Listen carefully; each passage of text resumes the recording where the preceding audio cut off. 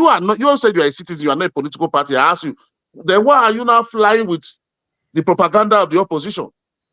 That is their duty to do. When they come there, they are not going to do any shit. They are still going to remain like this or worse. So, you know what? You might actually be correct there, because Nigeria, when I see Nigeria these days, I'm actually quite quite surprised how most of our elites are by and large the same. They are not that different from each other. Because look at the national anthem change. How many of them came out to even opposition? They barely came out. They didn't say anything.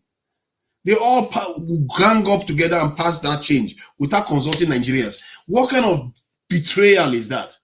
There is no. Do you know that the other parties in the House of Senate, they have about 50 members, while the governing party has 59. So they have a significant number that could have complained, but they didn't. They all just fell in line.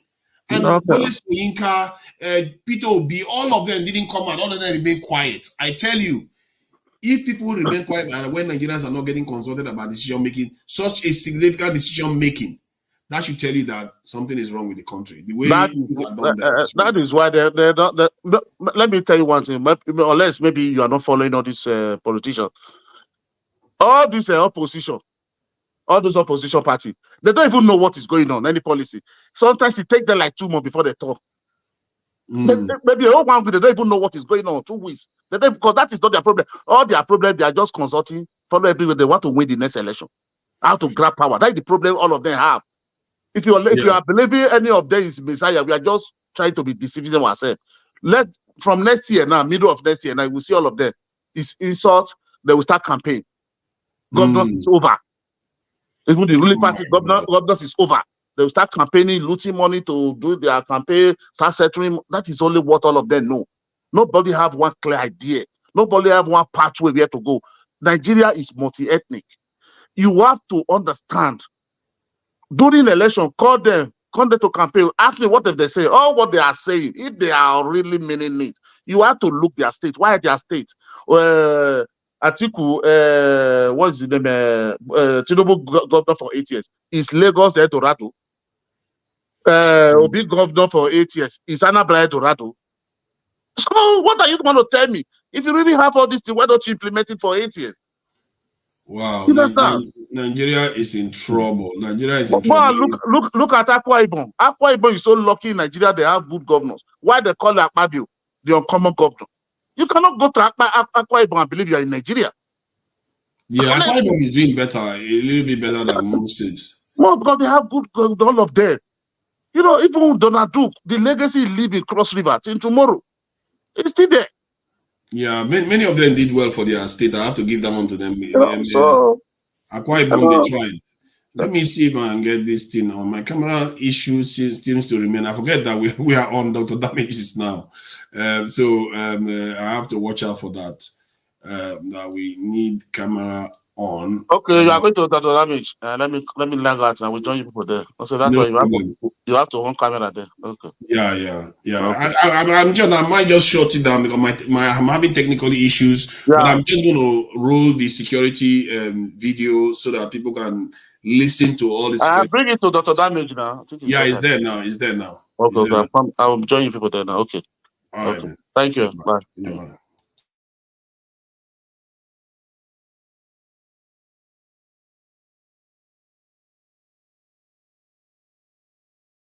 I think I'm still there. So I'm just confirming. I'm having a lot of technical issues. So I'm not able to come online myself. But I'm going to play this video about the president falling down. Oh, God. This is... Man, Nigeria, we really need to get our act together. We need to get our act together seriously. If this is what we are servicing ourselves now. And... we need to get our acts seriously together. Let me just play the video. I don't know why. We all know why he fell down. He's an old man. You know, you're allowed to be old. That is not a problem. But I don't know whether he's allowed to sabotage Nigeria the way he has done in the last 1 year. The Nigerian economy didn't have any business going through the trouble we are going through right now. We know we had a little bit of problem with our national debt payment that we have to sort out. But how does it have to go through 30% inflation and depreciation of the currency by over 100%? What is that? This is what this president has given us, and telling us that we're going to come out of it. We may come out of it. It's true. Make no mistake, I'm not a fool. I know enough to know that if Dangote Refinery starts producing enough petrol and starts supplying Nigeria, it's going to help Nigeria to an extent. If Nigerian refineries, mark my word, that one is the big one. If the Nigerian refineries come on stream, this fall Tinubu fell now, it's not going to matter too much. If all 3 refineries of Nigeria start pumping petrol, all this problem we're having now will go away. That's Tinubu, whether it falls 20 times a day, it's not going to matter. Because Nigeria will be like, okay, we are not, that pride alone will come back.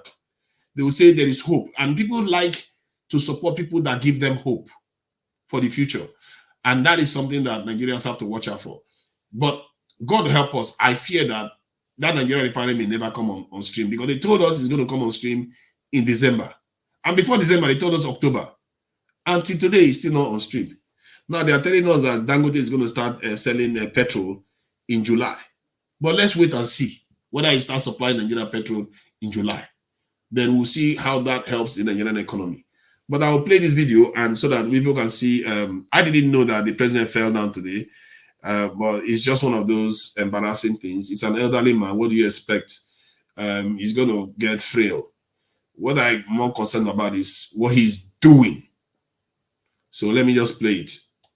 Officer, for today's historic occasion, His Excellency. Oh, that's a hard tumble. We hope he makes a full recovery. His handlers must learn a thing or two from this. All the time he's had tumbles or missteps in the past, even during the campaigns. One thing has been constant. He's always on Agbada. So anytime he's going to climb somewhere, any step, any high elevation, they must make sure he's not wearing Agbada, because that will increase the chances of tumbling. Or maybe they will make sure that someone is kind of wrapping it around his waist so that there will not be a risk of his stepping on it. Because if he steps on it, that's catastrophic. The other foot will just come and step and he will just roll over. So they should learn a thing or two from this. No one actually hates Tinubu. Most people are just transferring the frustration coming from his policies. When they vent their frustrations, they can refer to Nigerian leaders as criminals, as looters, as anything. It's just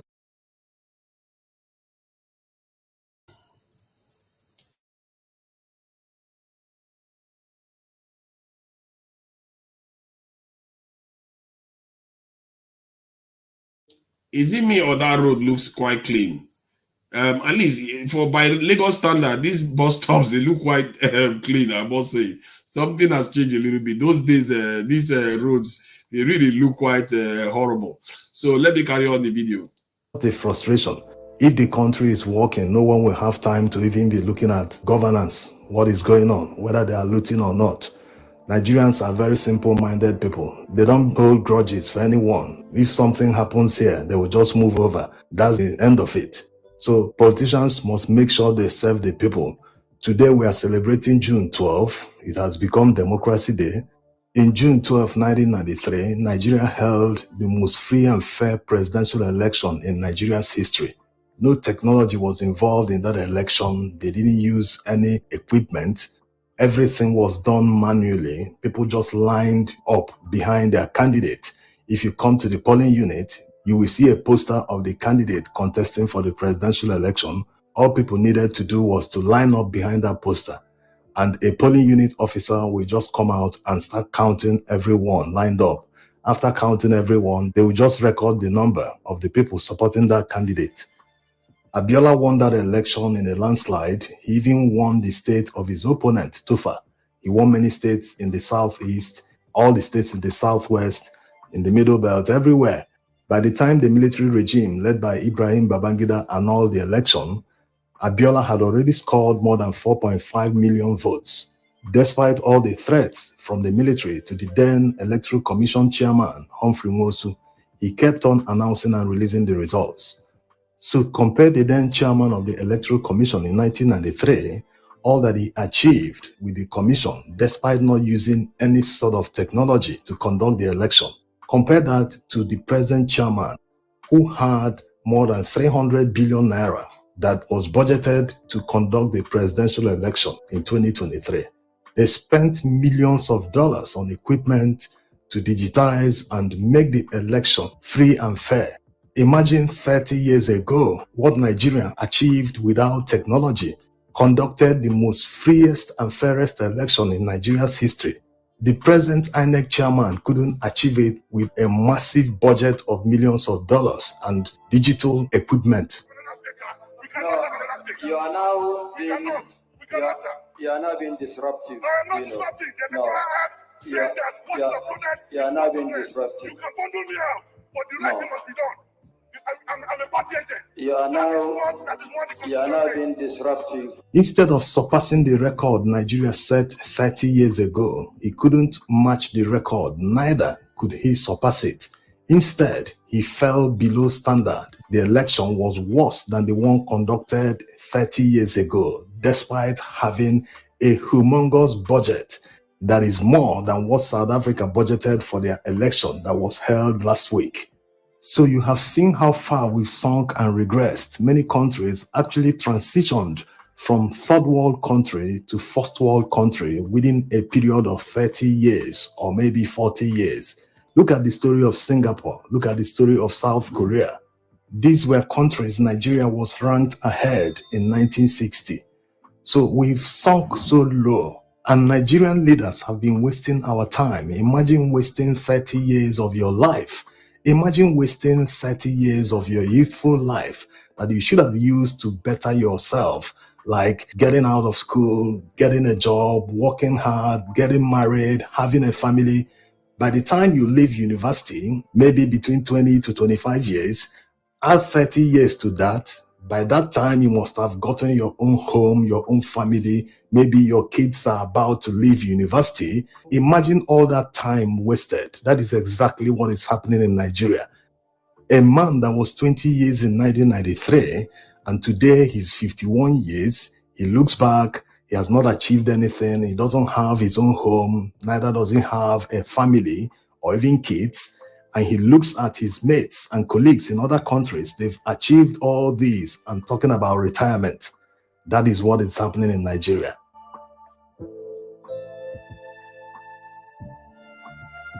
So this June 12th Democracy Day celebration calls for deep reflection.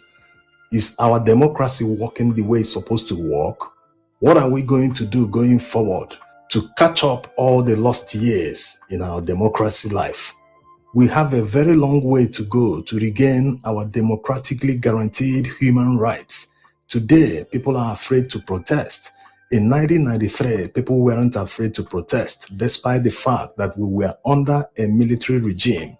The kind of protest that happened after the annulment of June 12 presidential election, maybe it can only be comparable to Ali Must Go protests and Occupy Nigeria protests under the Goodluck Jonathan administration.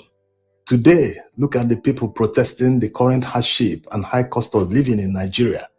Earlier today, one of the organizers of the protest was arrested by the police. For doing what exactly?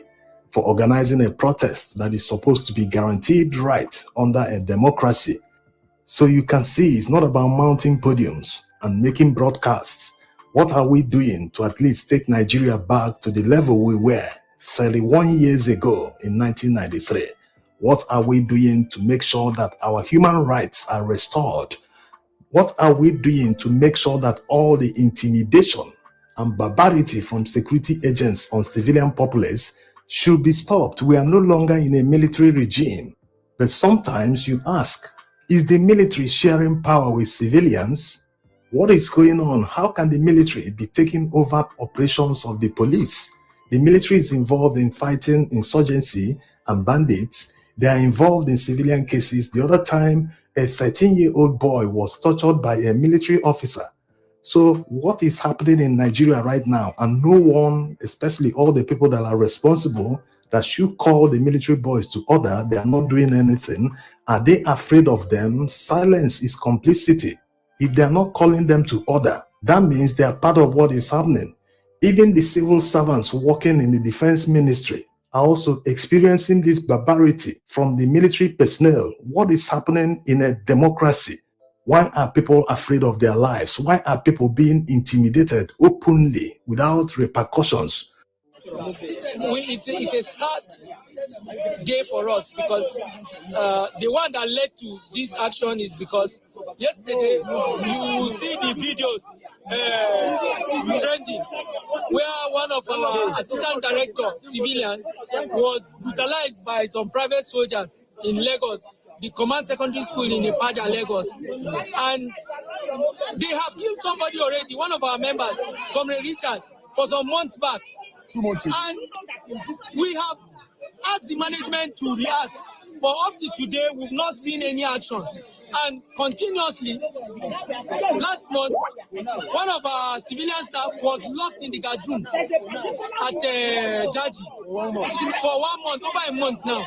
And that is why we have agreed in the union that all the civilian personnel should withdraw all our services in all the Ministry of Defense formations, everywhere from the headquarters to all the CPUs. So nationwide, we are withdrawing our services to the military. So we can never achieve a developed society without making sure that our elections truly reflect the wishes of the people.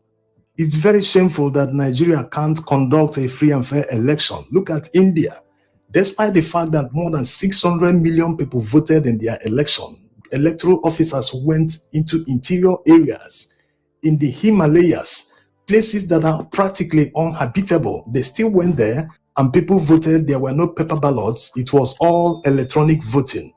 In Nigeria, during the presidential election, polling unit officers arrived some polling units at 4 p.m. in the evening.